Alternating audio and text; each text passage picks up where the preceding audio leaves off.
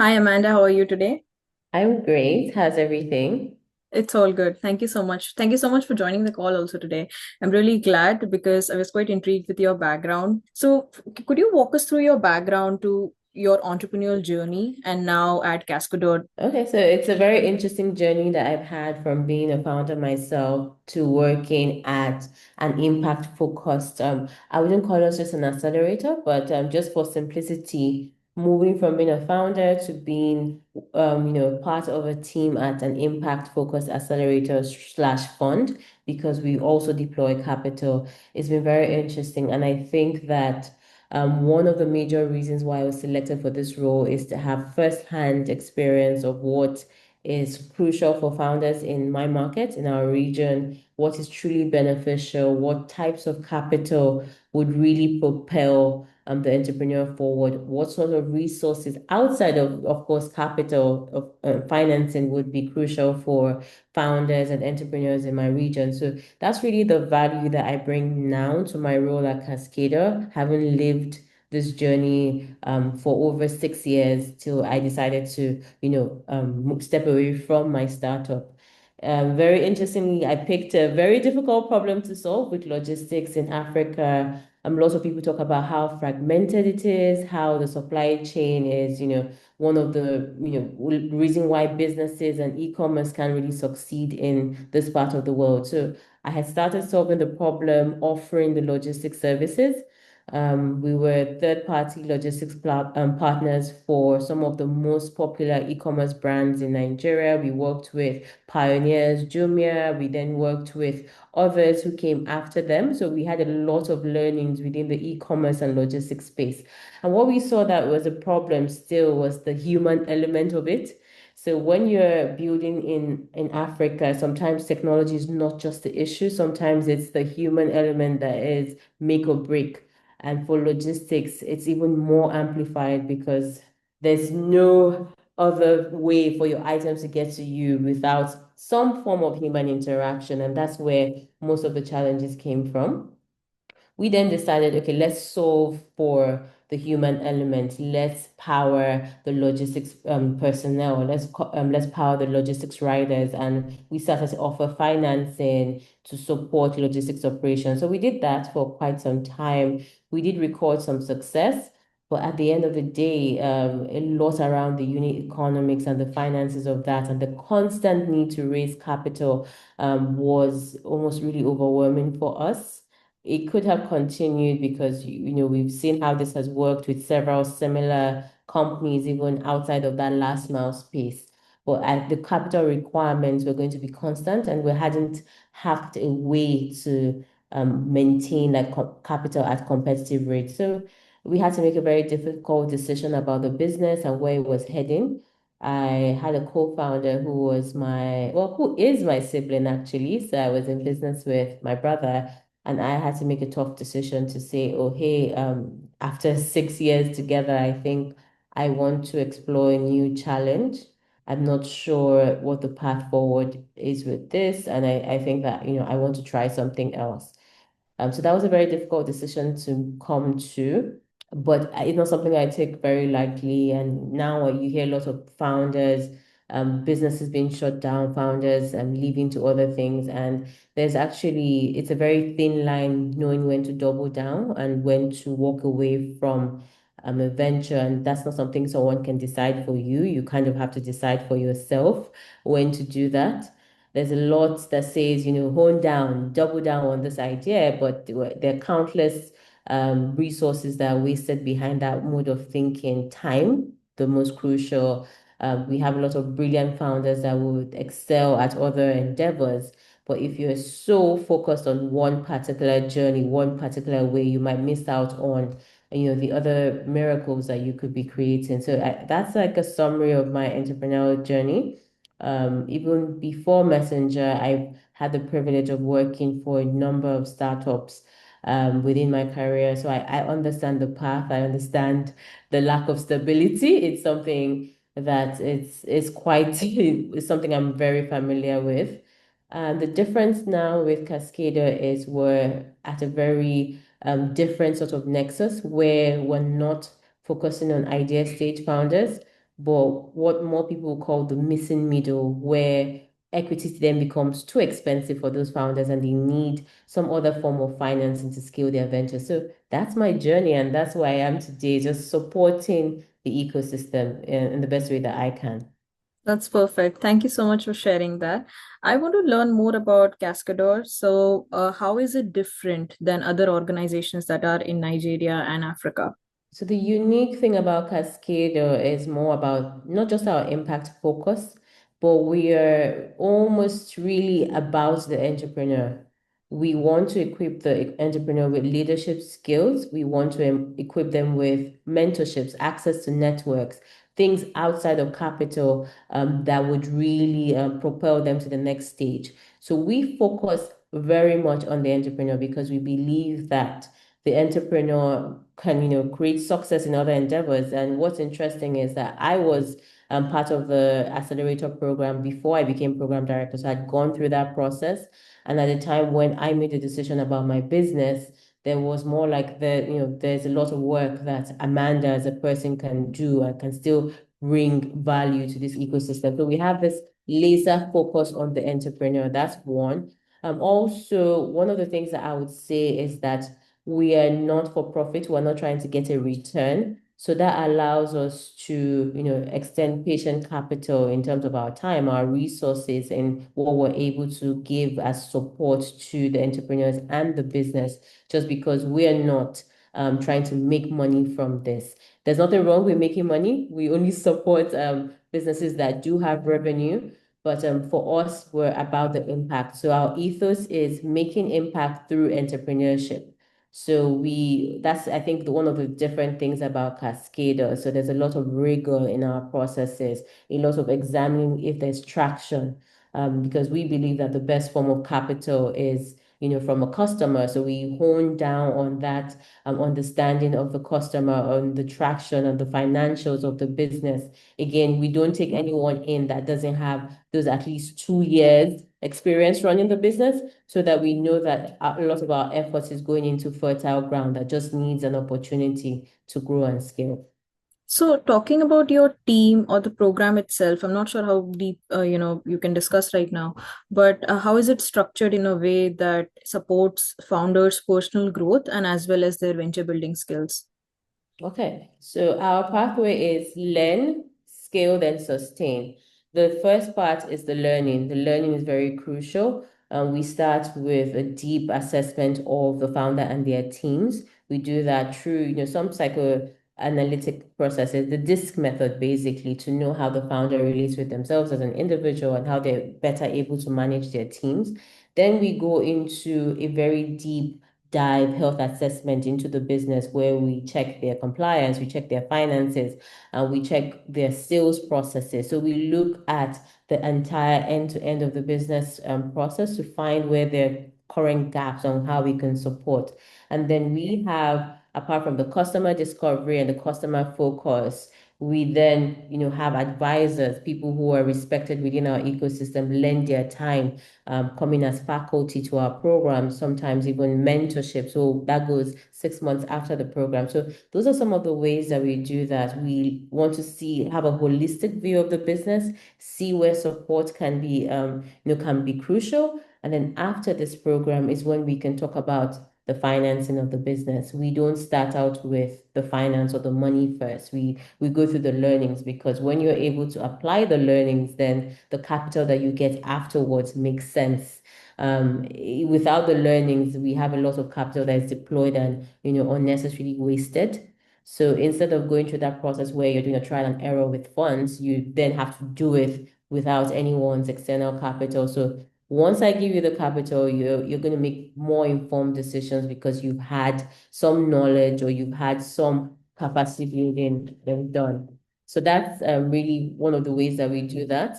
Just this year, we launched our catalytic fund, which is open to alumni of our program. So it's a minimum of an annual $2 million fund that is tailored to the alumni of the program. So if you've gone through the learning stage across whatever year, then we're able to, apply for capital from us. It could be, and we're not giving capital just in form of equity. We're able to do debt, venture debt, which is not very popular in this side of the world. And that's done in partnership with financial institutions here in Nigeria. We're able to do that. We're able to give collaterals, bank guarantees. If you secured capital from a DFI, we're able to step in with the collateral or the guarantees for that.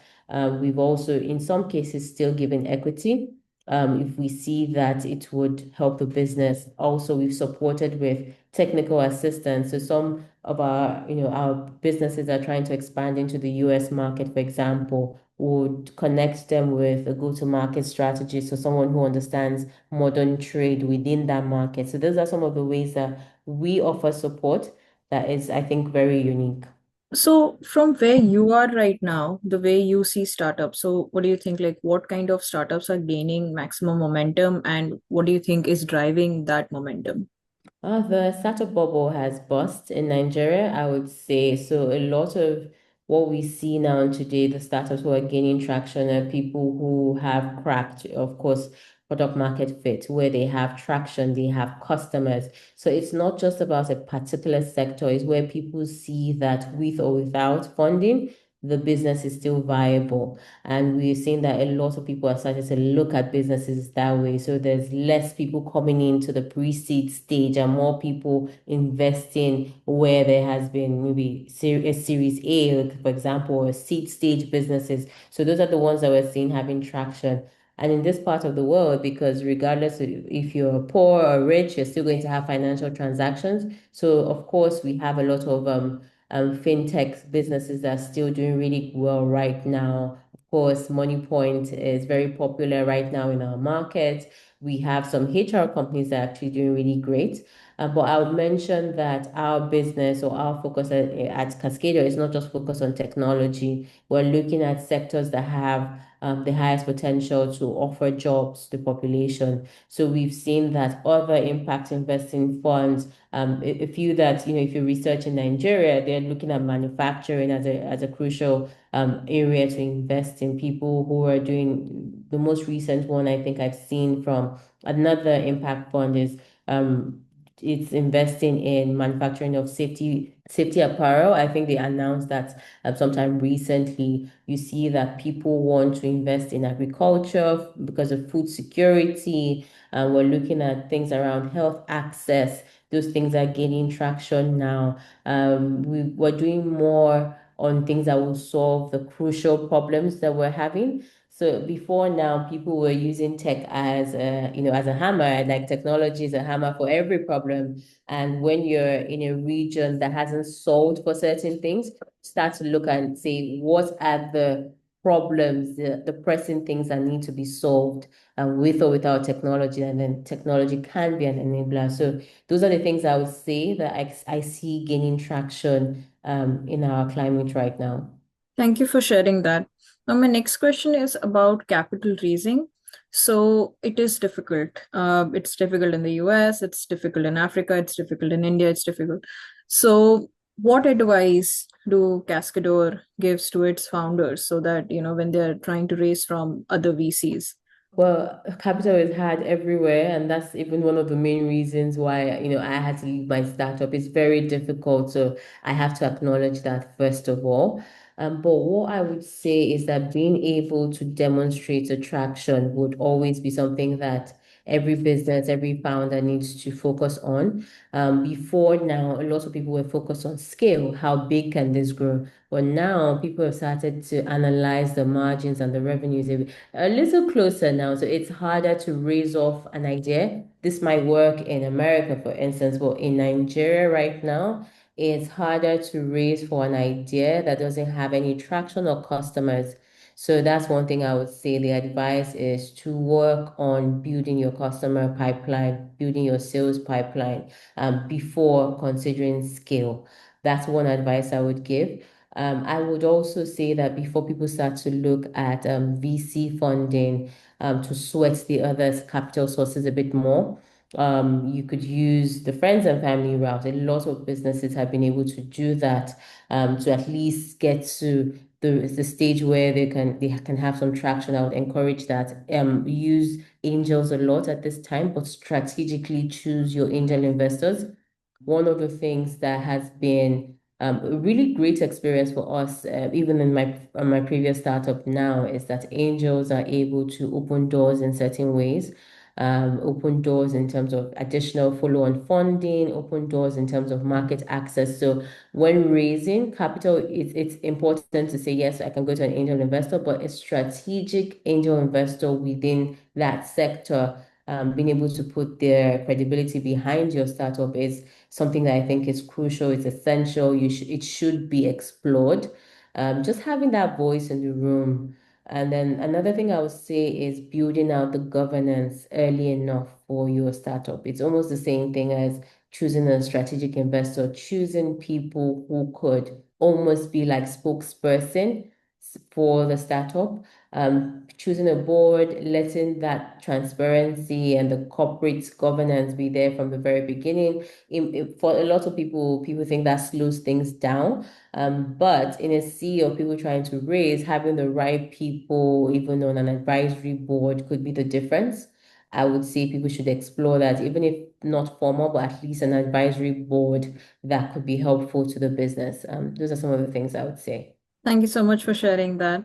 I would love to know about one of the Cascador graduates whose success is in a way that actually shows the impact of the program and the institute. So one of the people that I think there are a couple of them. I'll just pick one. So we have a microfinance institution that we've supported for a couple of years now. They're operating outside of Kaduna, Nigeria. And just being able to support this founder has led to him having almost 17,000 women traders that he's able to give working capital loans to. These are women who are trading FMCG products, even food supplies, just day-to-day trading. Just being able to support them with that is expanding their businesses, is taking them from just survival now to sustenance, and people can start thinking beyond the sales of the day to feed themselves and thinking, okay, I can use this, I can create opportunities for my children. So that's such an exemplary cascader for us.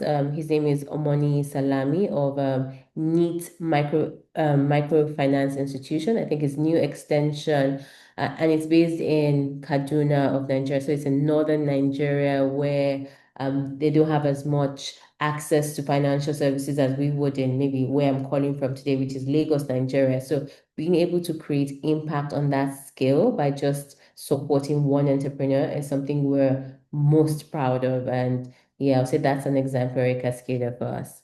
Thank you so much. I really appreciate that. So my last question for you is that 5 years from now, what change would you like to see in the African startup scene? And how do you think, like, what role would Cascador play in that to make it happen? So we're now just 5 years from now in Cascada. It will be great to see that we've built some business leaders who would then go on to impact their ecosystems and the world through entrepreneurship and some of the things that they picked up from Cascada. Just being able to have a higher quality of business people from this region. We want to see capital being deployed in different forms.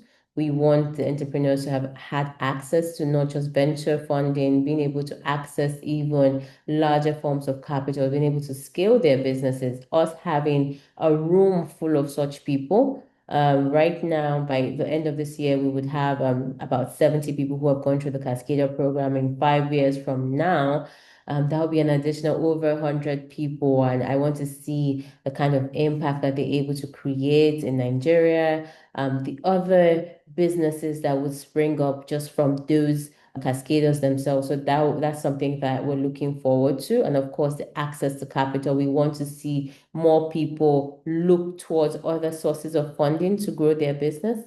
We want to have not just unicorns in Nigeria, but we want to have sustainable businesses that are going the long haul, that we want to be able to celebrate even 20 years for some of these businesses being in operations sustainably, profitably. That's something that would be great to celebrate in 5 years. Thank you so much for your time today, Amanda. I really appreciate it. Thank you so much. It was great speaking to you. Thank you. It was great speaking to you too. I'm pretty sure that this will be super helpful to all the founders that are out there. So one last thing, like how do you want people to reach out to you? Is LinkedIn the best way, or how do you? LinkedIn is the best way. I've met a lot of great people on LinkedIn, you yourself included. So LinkedIn is the best way. I'm Amanda Etuk on LinkedIn. So that's Amanda, yeah, then ETUK. Very easy to find me on LinkedIn. Yeah, I'll definitely make sure to add a link to your LinkedIn profile in the YouTube video as well. So thank you so much for today. Thank you so much. Have a great evening. You too. Bye. Thank you. Bye.